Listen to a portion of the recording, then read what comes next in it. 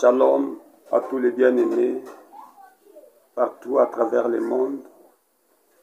Vous qui avez eu l'opportunité de nous suivre ce matin, je ne sais pas à quelle heure que vous allez nous avoir sur cette vidéo, mais toutefois que mon Dieu vous bénisse partout à travers le monde. Nous sommes venus à travers cette vidéo pour parler, causer avec vous par rapport au sujet très délicat de la vie. Vous savez, la vie a de l'importance que l'on ne peut pas imaginer. Et c'est certainement que la vie perd sa valeur, la personne devient inutile. Nous n'avons qu'une tranche d'âge que Dieu nous a accordée. Et d'après la limite prévue dans la Bible, l'homme doit vivre plus ou moins 75 ans dans la vie. Et s'il a beaucoup de chance, il peut aller jusqu'à 120 ans. Parce qu'il y a des gens qui vivent même au-delà. Mais ce n'est pas vraiment donné à tout le monde de vivre une vie si longtemps. Beaucoup de gens meurent très tôt. Et lorsque nous voulons un peu examiner exactement la raison, nous découvrons qu'il y a de multiples raisons derrière ça. Oui, je ne vais pas beaucoup prendre vos temps. J'aimerais qu'avant que nous puissions entrer dans le vif de notre sujet ce matin, là où tu es, si tu peux fermer les yeux et nous allons prier ensemble. Éternel Dieu, nous te remercions pour ce moment glorieux que tu nous as accordé. Il y a beaucoup de gens qui ont préféré aussi avoir ces moments, mais ils ne l'ont pas possédé justement parce qu'ils sont arrivés à la fin de leur vie. D'autres ont perdu la santé, ils sont peut-être à l'hôpital en ce moment. Mais si nous avons ce privilège, nous ne pouvons que te dire merci. Voilà pourquoi je recommande ce moment entre tes saintes mains. Accompagne-nous dans cette petite exhortation alors que nous voulons commencer cela. Sois avec nous au début, conduis-nous jusqu'à la fin par ta grâce dans les noms puissants de notre Seigneur et Sauveur Jésus-Christ. Amen. Merci beaucoup.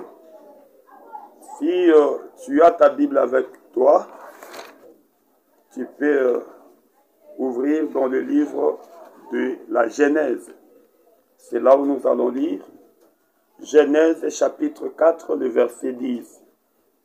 Qu'est-ce que la Bible nous dit?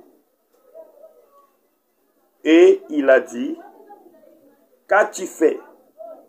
La voix du sang de ton frère crie jusqu'en moi depuis la terre.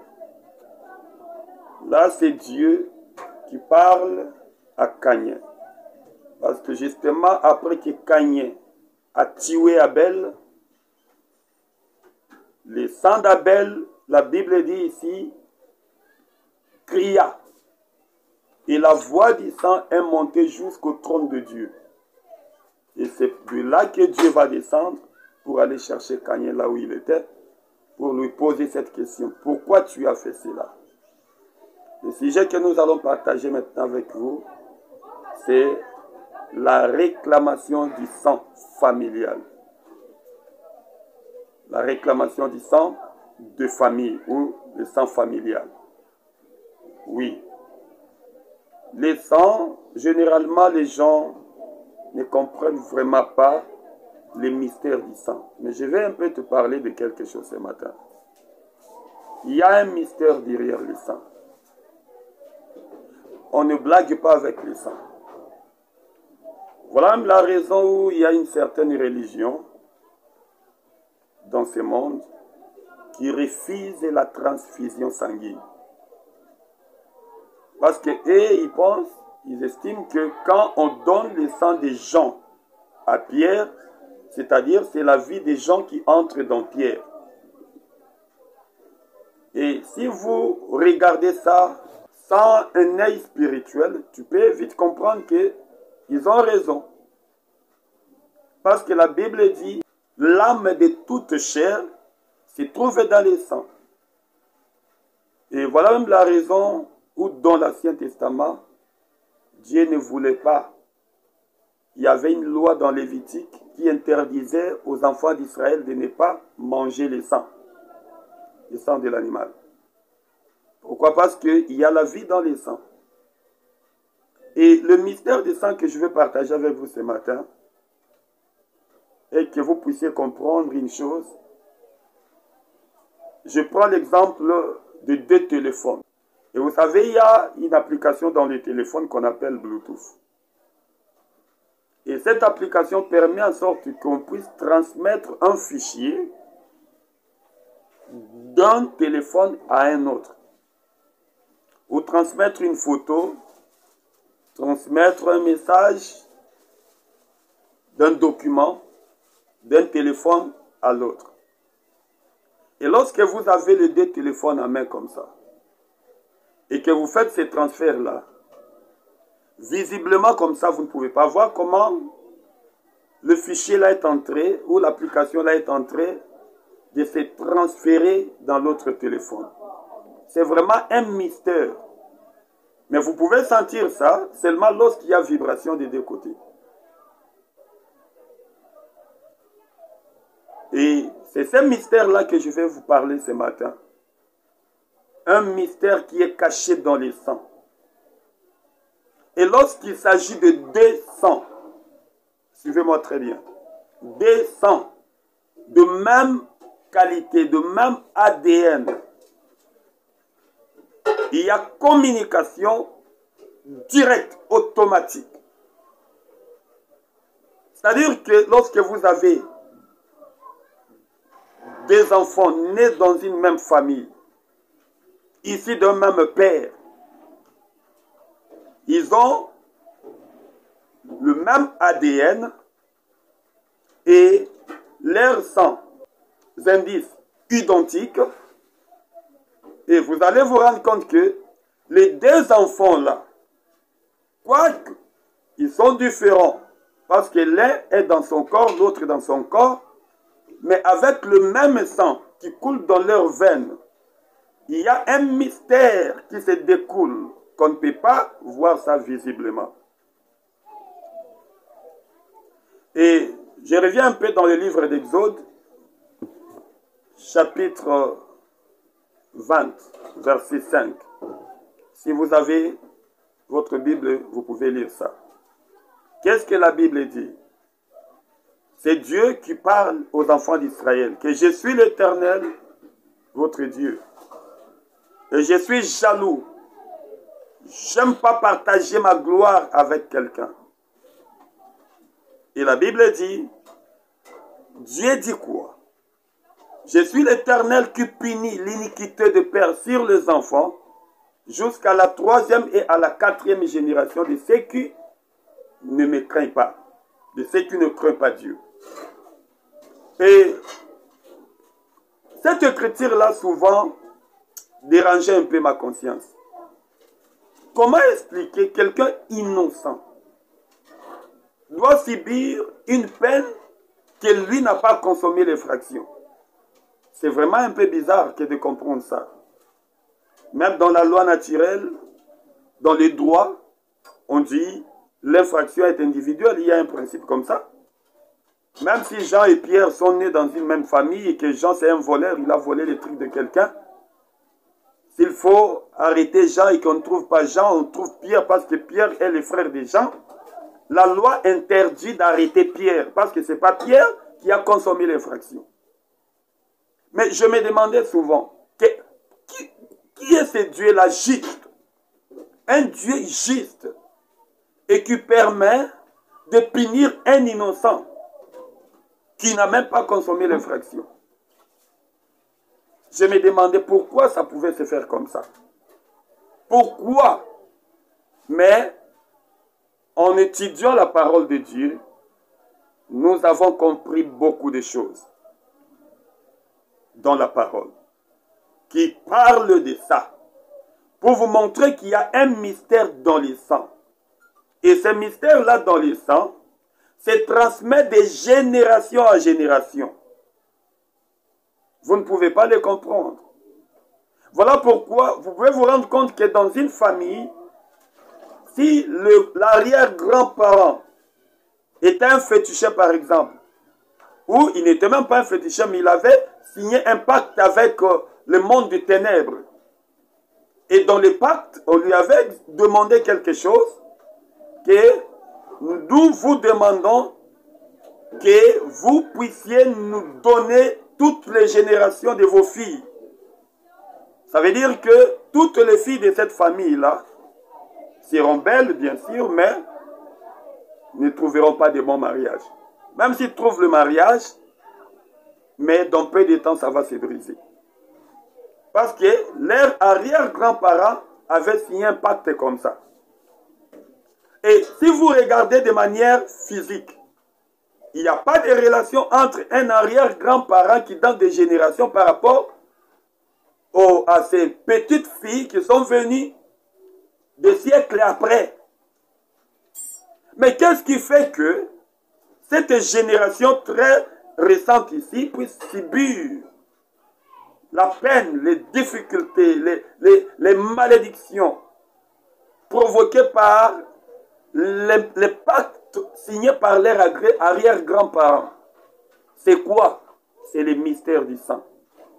Parce que dans le sang, comme je vous ai donné l'exemple de 2 téléphones avec cette application de Bluetooth, vous pouvez télécharger ou envoyer, transférer un document par le Bluetooth et ne pas remarquer comment ça se transmet avec 2 téléphones différents. C'est exactement avec ce mystère-là du sang. Parce que ce sont 2 sangs ici de la même famille. Tous les données se trouvant dans le sang de l'arrière-grand-parent se transmettent de génération en génération jusqu'aux petites filles qui vont subir les sorts de l'incantation des impacts que leurs grands-parents avaient signés. Voilà un peu.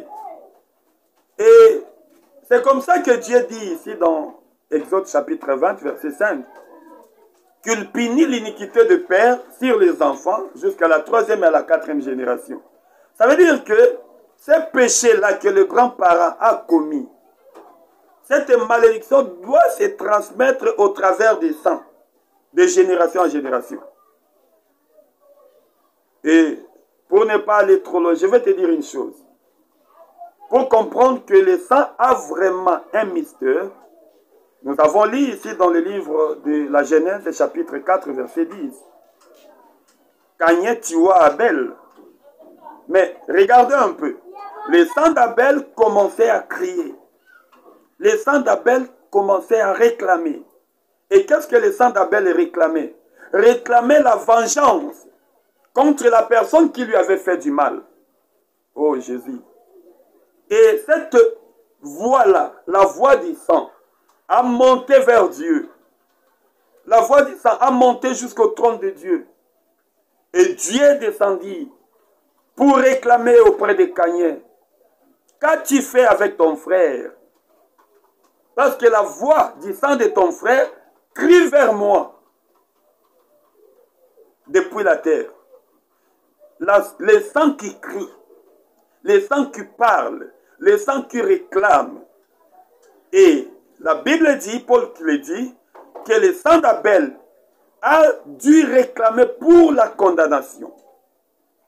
Mais je vais te dire ce matin, ce soir, ça dépend de quelle heure à laquelle tu vas nous trouver, que de la même manière que le sang d'Abel réclama la vengeance,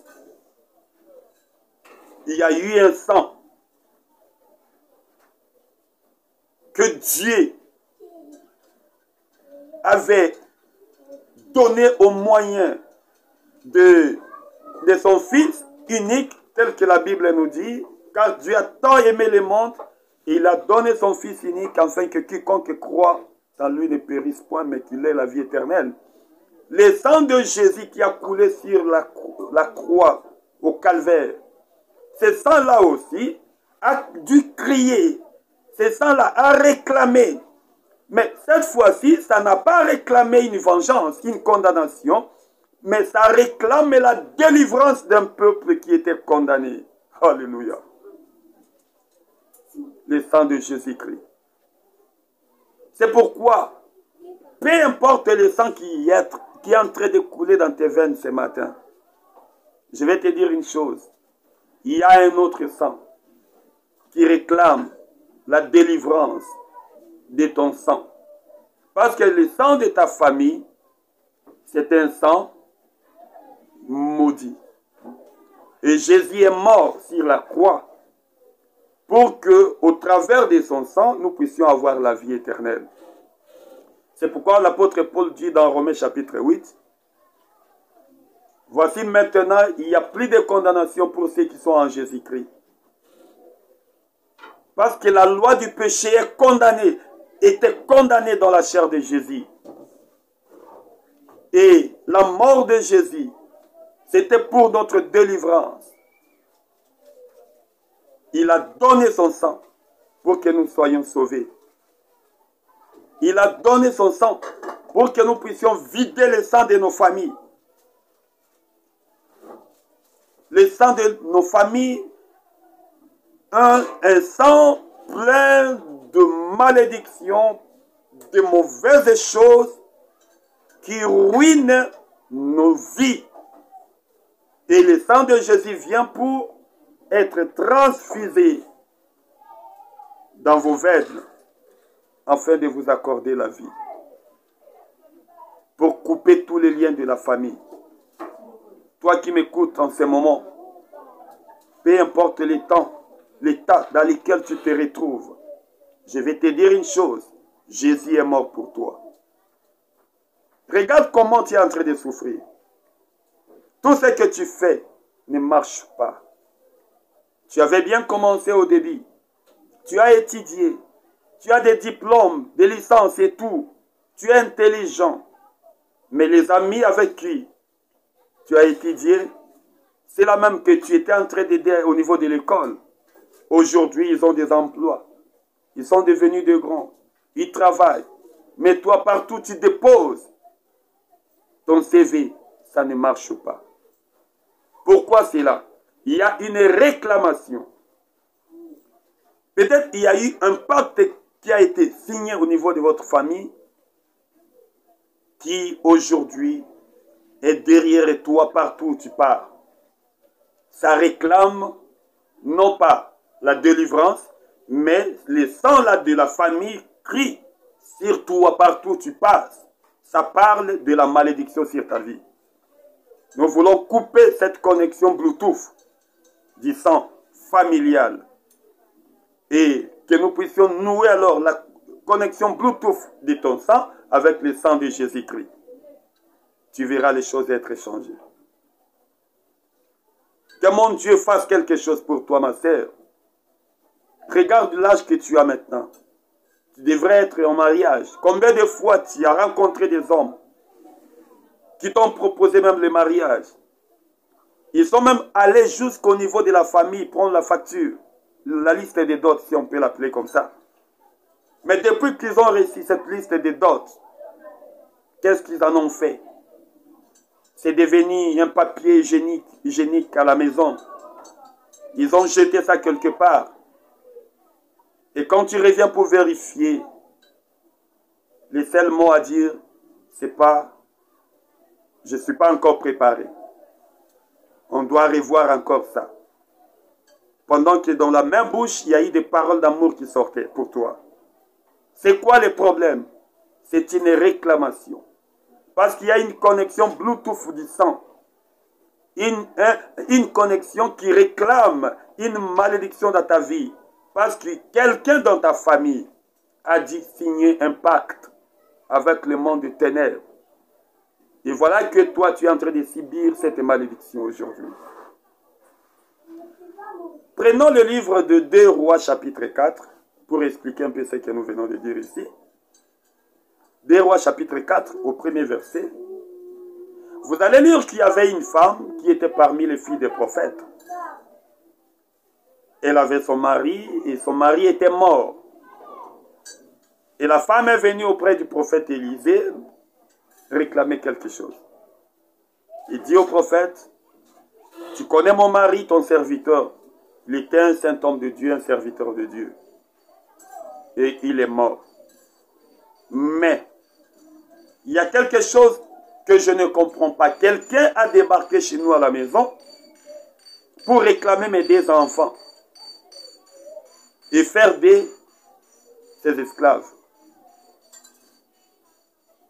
Il a dit, il est créancier. Mon mari lui devait quelque chose. Mais comme mon mari est mort, ce sont mes enfants qui vont devoir payer ça. Mon frère, des fois les malheurs qui arrivent dans ta vie, ce n'est pas toi.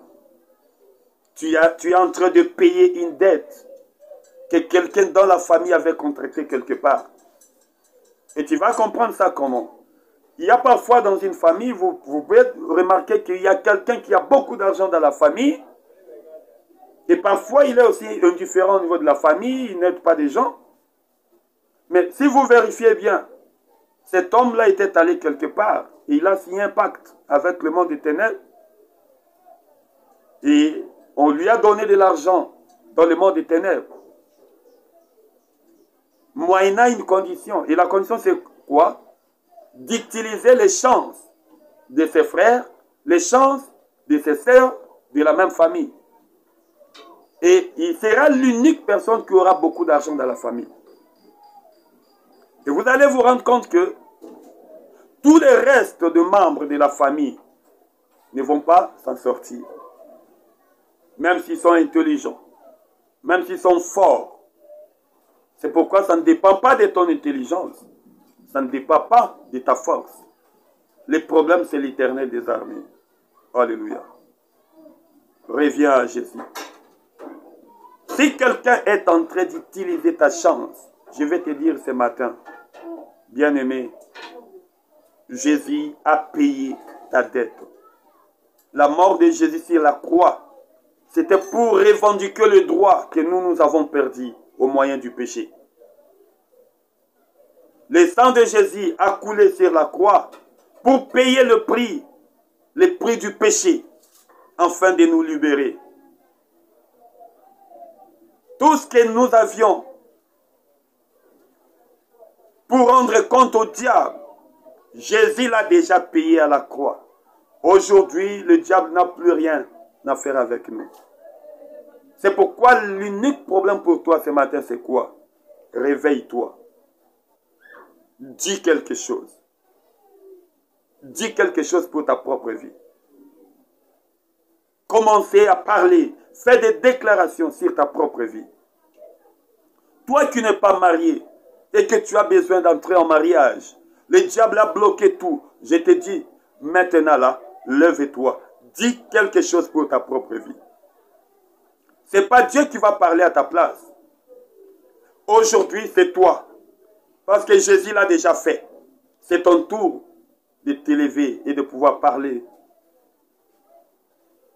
Si seulement tu peux reconnaître ta position, reconnaître que tu es fille, fils de Dieu, voici le moment pour toi. Lève-toi, toi fille de Dieu. Lève-toi, toi fils de Dieu. Peu importe les réclamations de ta famille. Peu importe les connexions Bluetooth des sangs maudits de ta famille. Jésus est capable de tout changer et faire de toi un homme heureux, une femme heureuse. Parce qu'il a tout payé.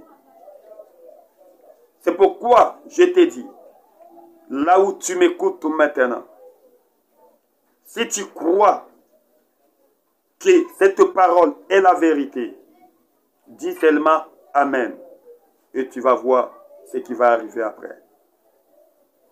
Mettez les commentaires et abonnez-vous sur notre chaîne YouTube pour qu'à chaque fois vous soyez informés. Nous sommes là pour vous. Je vais maintenant prier pour clôturer. Dieu notre Père, il y a quelqu'un qui m'a écouté en ce moment. Il y a quelqu'un qui veut être délivré en ce moment. Il y a quelqu'un qui est victime du sang maudit de sa famille. Mais nous savons que le sang de Jésus a été coulé. Non pas pour réclamer une malédiction sur les humains, mais c'était pour proclamer l'année de la grâce, de la liberté, de la délivrance. Voilà pourquoi, Seigneur, celui qui est en train de prier avec moi en ce moment, fais quelque chose pour lui. S'il est bloqué dans sa vie, que sa vie soit débloquée au nom de Jésus. S'il est malade en ce moment, et il veut être guéri, Seigneur, tu as dit dans ta parole, que c'est par ces meurtres-ci que nous sommes guéris. Tu as dit dans ta parole, celui qui croira sera baptisé, sera sauvé. Et voici le miracle qui accompagneront ceux qui auront cru en mon nom. Ils chasseront les démons. Ils imposeront les mains aux malades et les malades seront guéris. Mon frère ou ma sœur qui m'écoute maintenant, qui est malade, Seigneur Dieu, si j'étais là à côté de lui, j'allais lui imposer le main. Mais ta main n'est pas assez courte. Touche-le dans le nom de Jésus et qu'il recouvre sa santé. Merci pour ces moments glorieux que nous avons traversés ensemble avec toi, Seigneur. Et je suis convaincu que quelqu'un a réussi la vie en ce moment. Béni sois-tu à jamais dans les noms puissants de notre Seigneur et Sauveur Jésus-Christ. Amen. Amen, là où tu es, et que Dieu te bénisse. Nous allons encore une fois nous revoir dans nos prochains numéros. Merci et bye.